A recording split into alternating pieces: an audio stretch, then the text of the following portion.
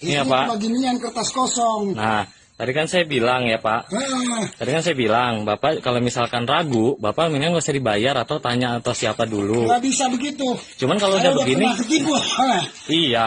Karena kalau, sudah nah, saya buka. oh nggak bisa.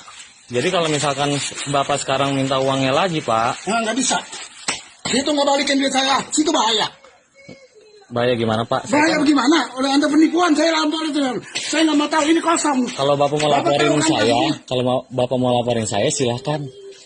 Bukan masalah laporin, balikin uang saya. Viral di media sosial video seorang pria todongkan katana ke kurir COT karena barang yang ia pesan tidak sesuai.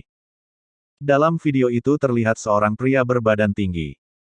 Pria itu mengenakan kaos kerah lengan pendek warna biru tua dengan tulisan Tune Back Crime di dadanya.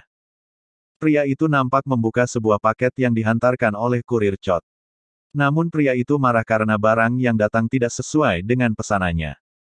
Ia pun meminta uangnya kembali. "Ini apa ginian kertas kosong," ucap pria itu sambil memoto paket di depannya.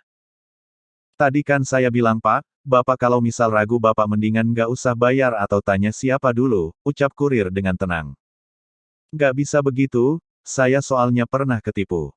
Makanya saya buka," ucap pria itu lagi. "Jadi kalau misal minta uang lagi Pak," ucap kurir. "Oh nggak bisa, situ nggak balikan uang saya situ bahaya," ancam pria itu sambil berdiri. Lalu mengambil sebuah pedang lalu menodongkan ke arah si kurir. Karena takut, kurir tersebut akhirnya menyerah.